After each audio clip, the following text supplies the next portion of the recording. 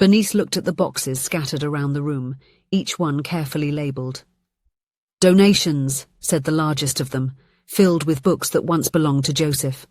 Her wrinkled fingers delicately brushed the covers, as if they could feel the presence of her husband in those time-worn pages. "It's been 2 years," she murmured to herself, feeling the weight of that phrase. 2 years since Joseph had departed, leaving a void that no object could fill. The clock on the wall seemed louder now, marking seconds in a house where silence had become the most frequent resident.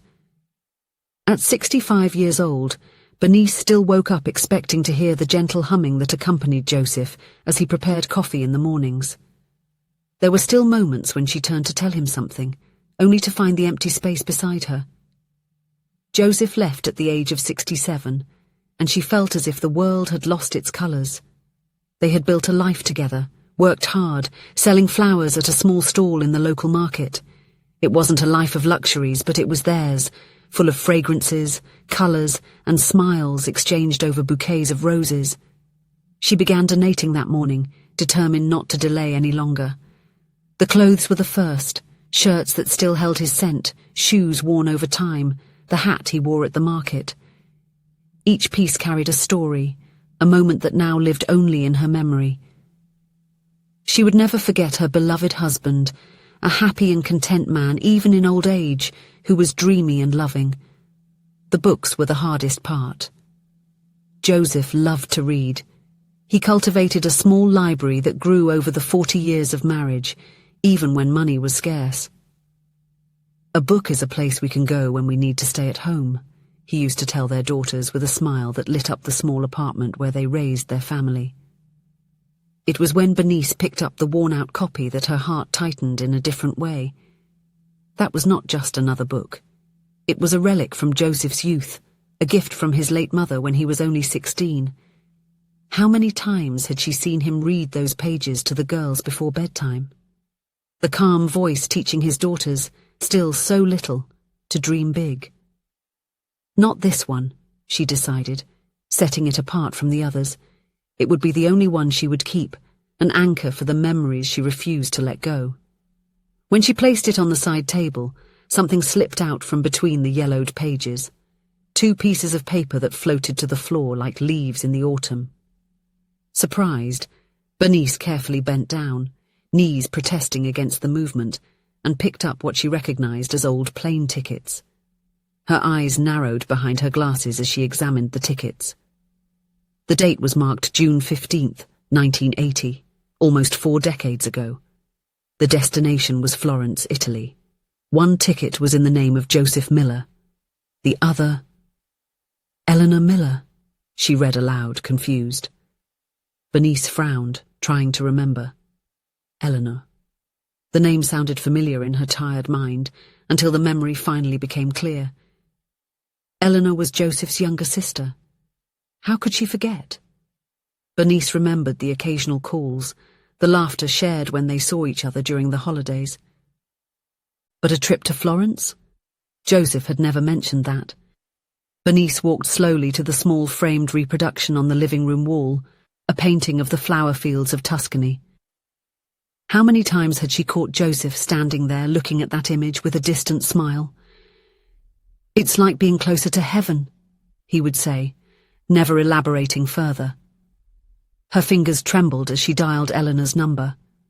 They had never been very close, and after Joseph's death, their conversations had become less frequent, not for lack of affection, but because of the shared weight of absence. "Bernice! What a nice surprise!" Eleanor's warm voice sounded on the other end of the line. The voice of her sister-in-law brought comfort, even after so much time. Bernice felt tears forming as she explained about the donation of the books and what she had found. "I found something today," she said bluntly. 2 tickets to Florence in Joseph's book. One had your name on it." The silence that followed was so dense Bernice could almost feel it. When Eleanor finally spoke, her voice carried the weight of unearthed memories. "Oh my, he still kept those tickets." Eleanor's voice faltered. "Oh, Bernice, he kept that for all these years. Did you know about them?" A long silence followed. broken only by the soft sound of a sigh. "Yes," Eleanor finally replied. "It was our dream in our youth. Or rather, our mother Aurora's dream. She always talked about the sunflower fields of Tuscany, the art galleries, the architecture. It was the place she most wanted to visit before she died." Bernice listened intently as Eleanor narrated a story that Joseph had never shared. After their parents' death, he had taken on the responsibility of caring for his younger sister. At only 20 years old, he worked 2 jobs to keep a roof over their heads. "Joseph saved up for 3 years to buy these tickets," Eleanor continued, her voice choked with emotion. "It was meant to be a tribute to our mother. We were going to visit all the places she dreamed of seeing." "But you never went," Bernice stated, feeling a tightness in her chest. "No. 2 weeks before the trip, I got a severe case of pneumonia. I was hospitalized for almost a month. Joseph had to request a refund for the tickets to pay for the hospital. After that, well, life happened. He met you. You got married. The girls came along. And the dream was postponed," Bernice concluded, looking again at the tickets in her hands. They weren't just pieces of paper. They were interrupted dreams, promises postponed by necessity and duty. Over the years, amidst the daily struggle to maintain the small flower shop, raise their daughters and take care of each other, that desire had been silently kept between the pages of a book that spoke of freedom. The two cried on the phone, united by the memory of a loving man, present, an attentive husband, a dedicated father, a loyal brother. They shared the pain of knowing that he never had time to fully live everything he deserved. "He never mentioned it," Bernice whispered. "Not once in 40 years. "Joseph always put others first," Eleanor replied. "Maybe he thought it was a selfish wish, especially when you were struggling so hard to build your life together." When she hung up the phone, Bernice remained seated at the table, the tickets in front of her like ghosts of a life not lived. She opened the computer browser and typed, "Florence, Italy." Images of magnificent churches, bridges over tranquil waters, charming squares, and above all, endless fields of sunflowers filled the screen. "Oh, Joseph," she whispered, touching the screen, "you would have loved all this." That night, when she called her daughters via video call to tell them what she had discovered, Bernice couldn't hold back the tears. "He carried this dream for decades," she told her daughters, who watched her with equally tearful eyes. "And he never said anything." "Dad was always like that," commented Madeline, the eldest. "Everything that was meant for him was not a priority." "Maybe we can go together one day, Mom," suggested Sophie, "to honor him." Bernice smiled sadly. "That would be wonderful, dears, but I know you have your lives, your responsibilities, your bills, your children. It's not easy." They both agreed. They were not in a good moment. In the following days, Bernice couldn't stop thinking about the tickets and Joseph's unrealized dream. While watering the flowers on the small porch, violets, daisies, and miniature sunflowers that Joseph loved so much, a thought began to take shape. One morning she made a decision. She called Eleanor. "I want to go to Florence," she said without preamble. "With you. I want to complete what Joseph couldn't do." The silence on the other end of the line was followed by a shaky sigh. "Bernice, are you sure?" "Absolutely. Joseph held on to this dream for 40 years, Eleanor. I don't want it to remain just a yellowed piece of paper in a book." 2 weeks later, they were in a travel agency, booking a package to Tuscany. They opted for a guided tour. 2 women who had never left the country needed some assurance. Bernice's daughters were thrilled with the decision, although they couldn't accompany them due to professional and family commitments.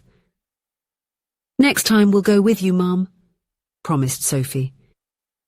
The night before the departure, while closing her suitcase, Bernice took the book he loved so much, a photo of the 2 of them, and wrapped them in a cloth, placing them inside the suitcase. The plane trip was the first international experience for both of them. Eleanor, 5 years younger than Bernice, proved to be surprisingly adventurous, enthusiastically leafing through the in-flight magazine and trying every item on the menu. Florence greeted them with the golden light of late afternoon, bathing the Renaissance buildings and turning the Arno River into a ribbon of liquid gold. The taxi that took them from the airport to the small hotel in the historic centre passed through streets that seemed like something out of a dream, narrow, full of history, with flower pots hanging from the windows. "He would love this," whispered Eleanor, holding Bernice's hand as they looked out the window. Eleanor just squeezed her hand in response, unable to speak through the tears. The 5 days they spent in the city were a journey through memories Joseph never got to create. They visited galleries where they spent hours admiring beautiful works of art. They walked across a bridge at sunset. But it was on the 4th day, when they visited the sunflower fields on the outskirts of the city, that Bernice felt something change inside her. Stretching to the horizon, thousands of flowers turned their golden faces to the sun, creating an ocean of light that seemed to pulse with its own life. "It's here," she said to Eleanor, her voice barely above a whisper. The two walked slowly among the rows of sunflowers, the scent of warm earth and flowers filling the air. Bernice took the book out of her bag and held it firmly against her chest. At a point where the sun bathed the field with golden light, she stopped. She opened a small notebook and wrote a message. "My dear Joseph, I am here. For you, for your mother, for us. For all the dreams you kept in silence so that we could have what we needed. The sunflowers are exactly as you imagined, strong, vibrant, always seeking the light. Like you. There are no words to describe the beauty of this place, but I know that somehow you are seeing through my eyes. I love you today and always." Carefully, she tore out the page and folded it, placing it inside the book, along with the photos of the two of them. Then, with Eleanor's help, she dug a small hole in the ground between two sunflowers and laid the book to rest. "So that a part of him can finally rest here," she explained, as they covered the book with soil. Eleanor, in silence, entwined her arm with Bernice's. No words were necessary between the two women who so loved the man who had guarded their dreams, so that others could live theirs. On the way back to the hotel, Bernice looked out the bus window, observing the Tuscan landscape passing by. She felt strangely light. It wasn't happiness.